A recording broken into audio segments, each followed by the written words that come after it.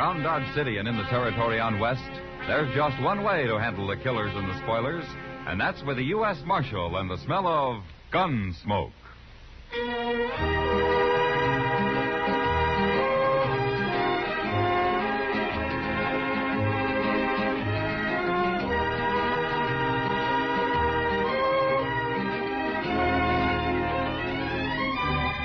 Gunsmoke, starring William Conrad. The story of the violence that moved west with young America. The story of a man who moved with it. Matt Dillon, United States Marshal.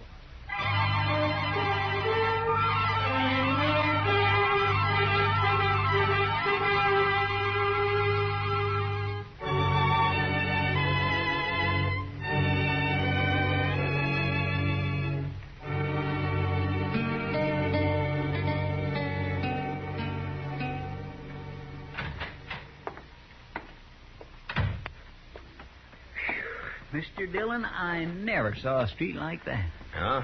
What do you mean, Chester? Dusty, sir. Just plain dusty. It's only spring, and already the plaza's just vulgar with dust. Streets in Texas are all grass, Chester? No, sir, but they're better than this. You'd think there'd be some way of fixing it. Well, Dodge is growing, Chester. Maybe someday it won't look so bad to you. I don't aim to live that long, sir. Well, I'm glad you got that much figured out anyway. I surely have. Oh, now, wait. That's not what I meant either. Don't let it worry you, Chester. Did you get those posters down to Mr. Hightower? Yes, sir. He said they'll be ready about noon tomorrow. All right.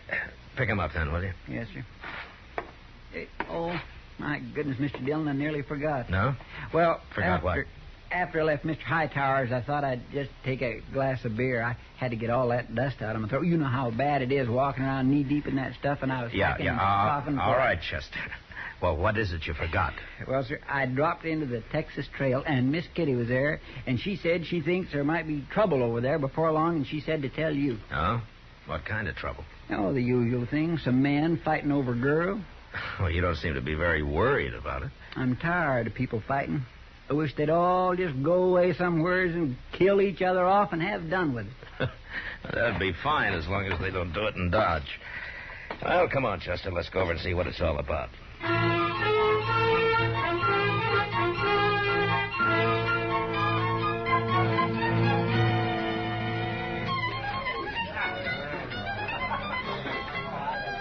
Casada's a new girl, Matt. She's shy as a flower. I don't know what she's doing here anyway. How do you know the name of the man? Dorgan, he says. I tried to get her away from him, but I think she's too scared.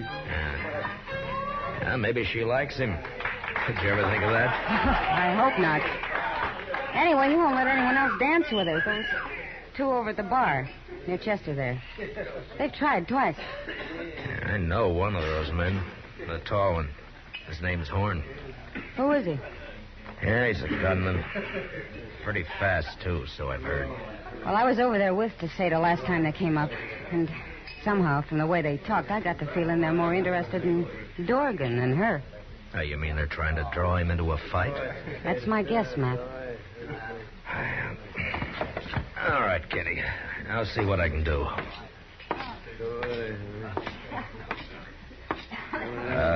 Miss Casada? Yes? I'm Matt Dillon. I'd be proud if you'd dance with me. Well, I don't think I'd better. Now, go ahead to say that's all right. You can dance with him. Mr. Dorgan, you told those others that I could. Hello, Marshal. Hello, Horn. This here is Watson. Howdy, Marshal. How are you? What's on your mind, Horn? We just wanted to let you know, Marshal, if there's any trouble here, we ain't responsible. Leave me alone, there won't be any trouble. All we want, Marshal, is our turn with the girl here, and Dorgan's had her hogged the whole evening. And that ain't fair, and that's all. What's funny, Marshal? You sound like a man at a church social. I'm trying to be peaceable about it, that's all. I've seen you when you didn't try, Horn. What are you looking for, an excuse to work this man into a gunfight? Yeah, he sure is, Marshal. And I ain't going to take much more from him or Watson either. What's the real trouble between you? There's no trouble, Marshal. We just want to dance with that girl. That's all. Mm-hmm. You want to tell me, Dorgan? Nothing, Marshal, nothing. All right. Teseda.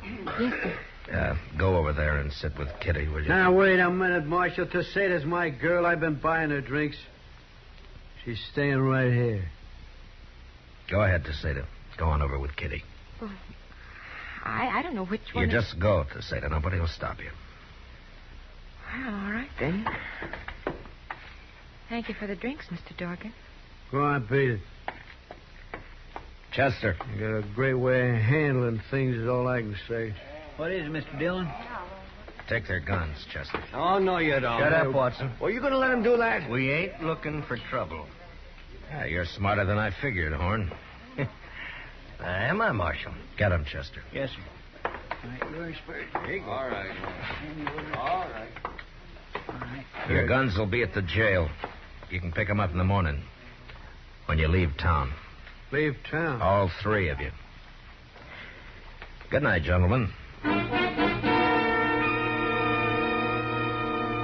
Taking his gun from a man like Horn was the fastest way in the world to get him out of the saloons and off the streets and behind cover somewhere. There were too many men who might show up out of his past and suddenly make their claim on him. And Horn was the one that really mattered. Neither Dorgan or Watson looked like real gunmen. So I thought I'd been pretty smart. Till the next morning. I was just crossing the plaza when I ran into Kitty and Chester. Matt, we've been trying to find you. Oh, what's the matter, Kitty? It's Teseda. I don't know where she is. What? I looked in her room this morning and she'd gone. Nobody's seen her anywhere. Oh, maybe she went out to buy some clothes or something. Oh, she was afraid to go out alone. I always had to go with her.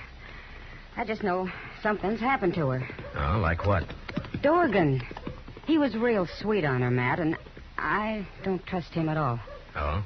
Dorgan come by the office real early, Mr. Dillon. I gave him his gun, and he vamoosed. He was in a big hurry to go someplace. Well, I told him to leave town this morning. Well, you didn't tell him to take Teseda with him. Did they get back together last night? Sure. Just as soon as Horn and Watson left. I couldn't stop it. I see. Tell me, Kitty, can she ride? Oh, no.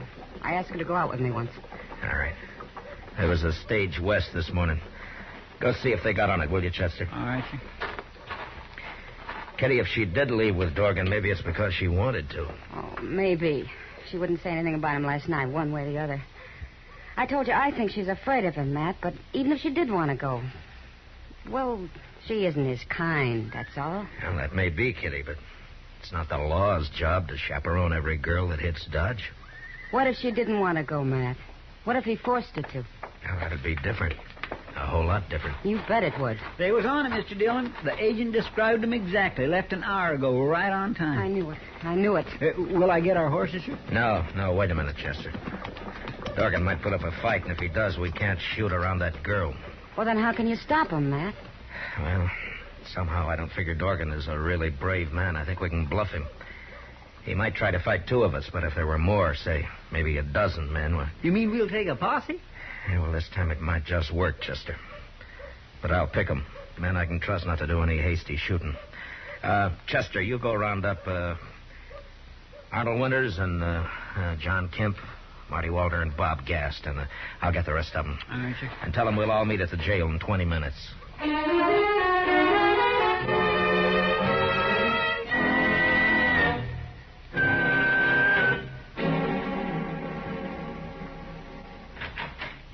Everybody's here, Mr. Dillon. All right, I'm coming, Chester.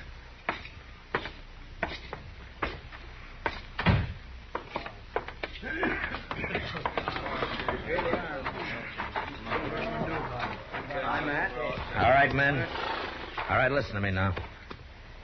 Now, I've picked you men because I know that you're steady. Every one of you. Now, there's a girl on that stage, and whatever happens, we can't return fire.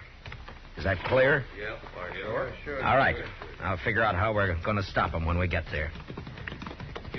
Marshal. Well, what are you doing here? Hold it. Marshal, me and Watson heard you needed help. Thought I told you to get out of town, Horn. We just want to be sure you got Dorgan before we left, Marshal. I don't need your help. And don't you be here when I get back, either one of you. like that, Watson. All right, men. All right, let's go.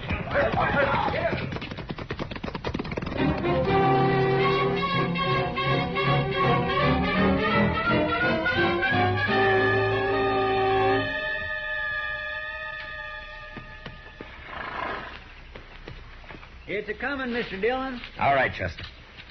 Men, spread out in a half circle. When the stage comes out of those cottonwoods, Chester and I'll ride forward and stop her. And then you close in around us. I got it. All right, let's go.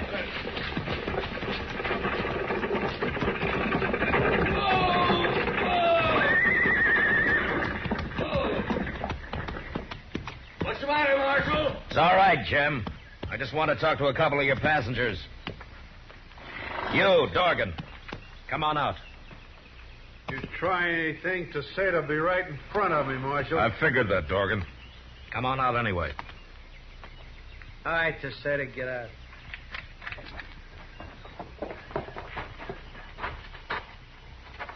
You stand right here, Tesseta, and don't move. Now, what's on your mind, Marshal? I want to know if Tesseta's here because she wants to be. That's all. Tell him, Tesseta. Come on, tell him. Just tell me the truth, Tesseta. If you want to go with him, you may. But if he's forcing you to go, then we're here to take you back to Dodge. You wouldn't want her death on your conscience, would you, Marshal? Oh, no, please don't kill me. I'll tell him. I came because I wanted to. There. That's a good answer, Tesseta. And go on back to Dodge and leave us alone. I guess you didn't hear the same thing I did, Dorgan. I'm warning you, You Marshal. haven't got a chance. How long do you think you can use her for cover? Now, I got 12 men here, Dorgan, and we'll follow you from here to California if necessary. Isn't that right, men? All right. And if she should get killed, I'll just let you imagine what we'll do to you. Now, you drop your gun belt right where you are and step forward. And do it now. All right, get his gun, Chester. Yes, sir. All right, one of you men get rid of your guns and put Dorgan up behind you. Mr. Dillon, what are we going to do with Tesseta? She can't ride anyway, especially in those clothes. Well, the Bledsoe place is a couple of miles from here. Go over there and borrow their buckboard, Chester, and for your trouble, we'll let you drive her back to town. Yes, sir. My. Well, you wait right here, Mr. Tesseta, and I'll be back in no time at all.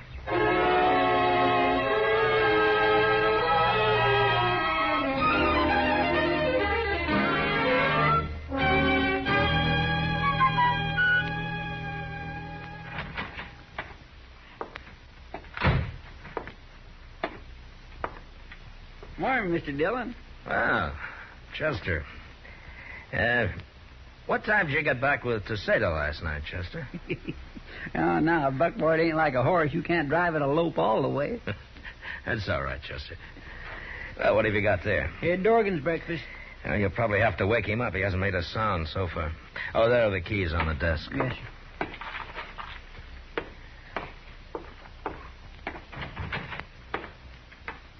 Mr. Dillon? Yeah? Come here, quick. What? Open the cell, Chester. Hurry. He might still be alive. I got a knife. All right. Cut him free. I'll hold it.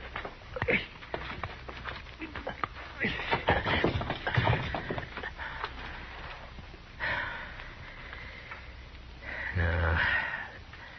He's been dead a long time. Now, who'd have thought he'd go hang himself?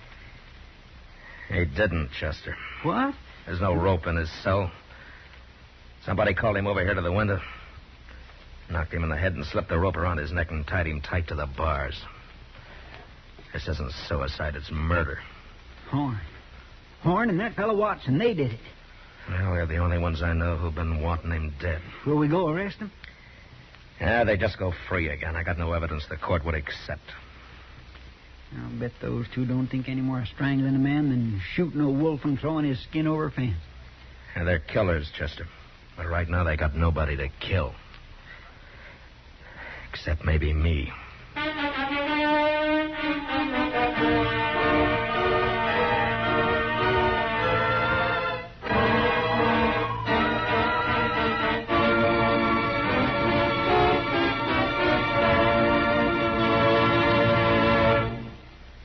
We will return for the second act of Gunsmoke in just a moment. But first, make sure you're by your radio this Monday evening. For CBS Radio's Monday evening dramatic shows, the Lux Radio Theater and Suspense are putting on two of their top shows of the season. Suspense has a new writer, William Shakespeare by name, and they're staging his wonderful tale of love, vengeance, and murder, Othello, with Richard Widmark as the star. And our Lux Radio Theater is bringing you the charming nostalgic story, Wait Till the Sun Shines Nellie, with David Wayne and Gene Peters in their original movie roles. It's a date Monday night. Suspense and the Lux Radio Theater on most of these same stations. Now the second act of Gunsmoke.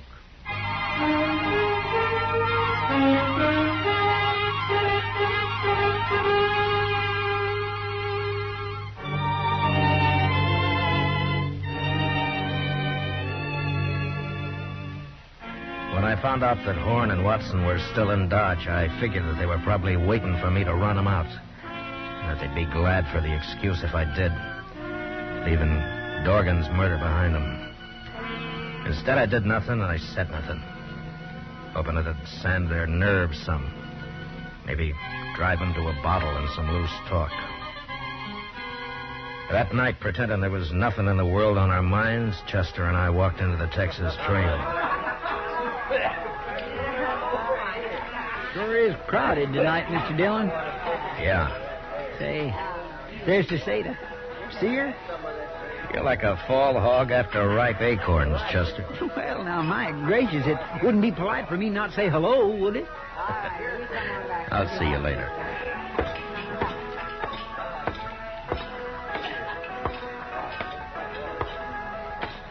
That fella who just left, is he coming back, Kitty?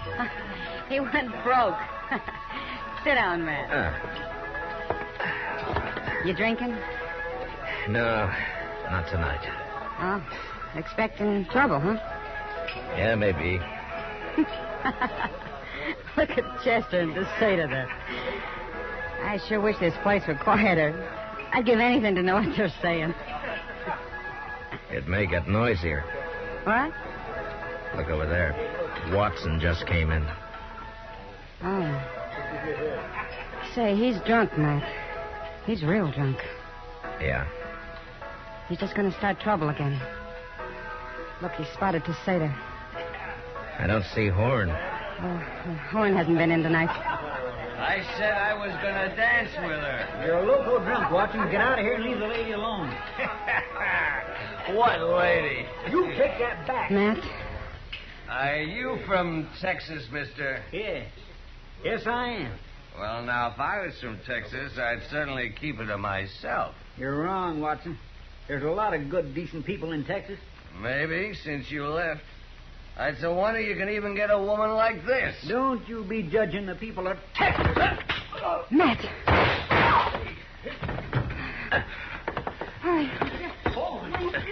All right. Get out of the way. Let me through here. Wait a minute. He drew on me, Mr. Dillon. I was only going to fight him. I didn't think he'd draw. Everybody saw it, Chester. He had his gun out first. I shot him twice. He didn't even fire. How come he didn't kill me? Now, take it easy, Chester. Teseda, go get him a drink, will you? Yes, sir, I'll do right away. Watson? Watson? Little Texas fella. He shot me. Watson. Watson, listen to me. Did you strangle Dorgan? Dorgan. We killed him. Me and Horn. Right in jail. There it comes.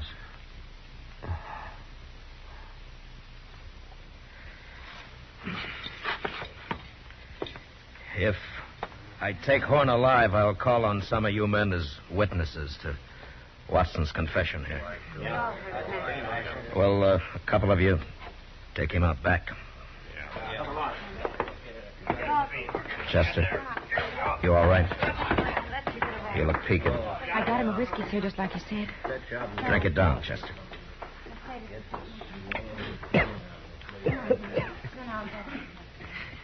Mr. Dillon? Yeah. Mr. Dillon, if he hadn't have been drunk, I couldn't have shot him. Well, that may be, Chester. But don't forget one thing. Drunk as he was, he drew to kill you. If you'd given him another second, he would have. You had to shoot him. It was self-defense, pure and simple. Yes, sir. And that's sure true, but I... Now, you stay here for a while. I'll be out in the plaza. Seda, get me one more drink. Word of the gunfight would spread fast in Dodge. And the word of the dying man's confession even faster. Wherever Horn was, I knew he'd hear about it. And since he was a gunman of an entirely different breed from men like Watson and Dorgan, it could be depended on that instead of running, he'd shoot it out with me. It was a simple matter of vanity, and there was no way to stop him. The only thing I could do was wait. Expectantly, the plaza cleared. But before Horn showed up, Chester came out of the Texas Trail and walked over to me. Mr. Dillon? Are you all right now, Chester? I'm fine. But say, I just heard that Horn's gone and got himself a shotgun. Now, is that so? You can't meet him like this. I'll go get you one out of the office. No. But, Mr. Dillon, a shotgun. I know. But if Horn's done that, he's lost his nerve. It means he can't face me any other way. Yeah, but you haven't got a chance against a shotgun. Well, we'll soon find out. There he comes. Oh. He does have a shotgun, Mr. Dillon. All right, get off the street, Chester. I don't like to leave. Go on. Yes, sir.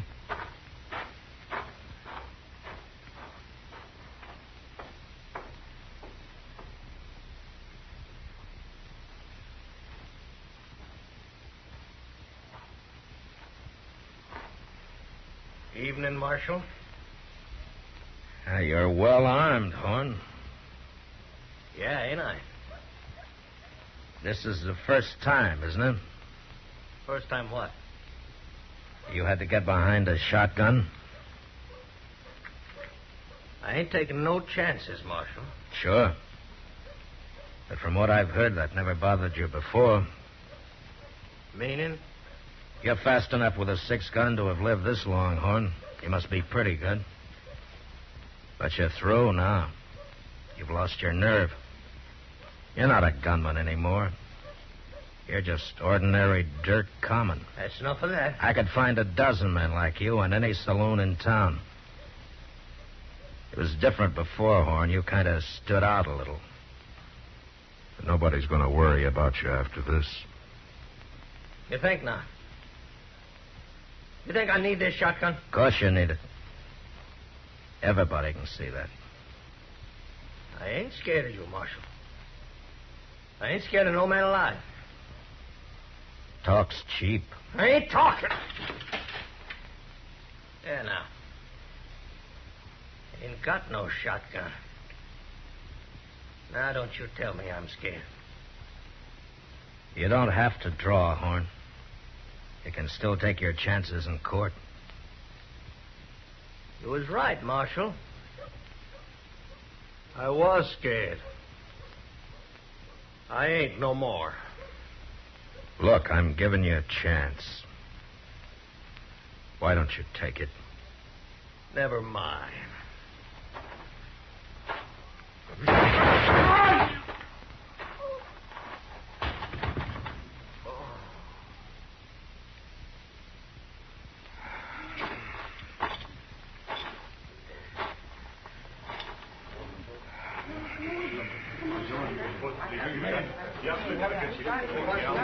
You all right, Mr. Dillon? Yeah. Yeah, Chester. It's been a long day. Let's go somewhere and try and forget it.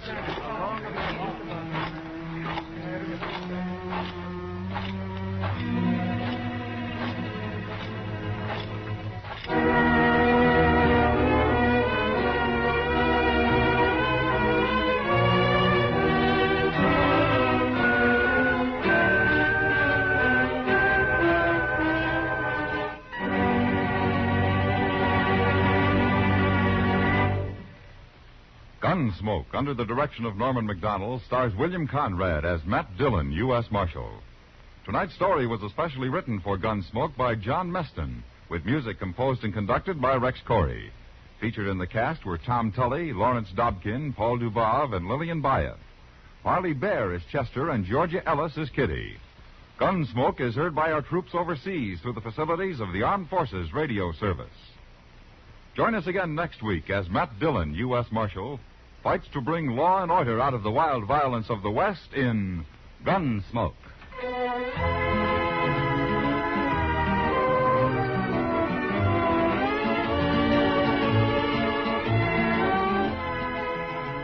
You have to face facts when you talk about Korea, and the facts are that there are more than 35,000 war orphans in Korea. They not only have no parents, but they have no shelter, no warm clothing, no food. They are not responsible for their condition, and some of them can remember no other. Their government tries to help, but the best it can do is a cup or two of rice a day for each. Other Korean War refugees cannot shelter them. Often they can hardly care for their own children. Because these orphans have not had food and have been exposed to all kinds of weather, many of them have tuberculosis. They are all weak from hunger and an easy prey to disease. Yet people over there, like the representatives of CARE, the package sending relief agency, say many of these children can be saved if they get food and clothing now. CARE has stockpiles over there. An order or contribution will send them to those most in need. Package delivery is guaranteed. To save the kids of Korea, send a contribution to your local CARE office, or to CARE New York, or CARE Los Angeles. Some people wake up like this. And some people wake up like this. Come on, you lazy bum. Get out of that sack. But 9 million people prefer to wake up to music, to a breakfast symphony, a popular singer, or news. Because 9 million people have clock radios that turn themselves on in the morning. How do you like to wake up?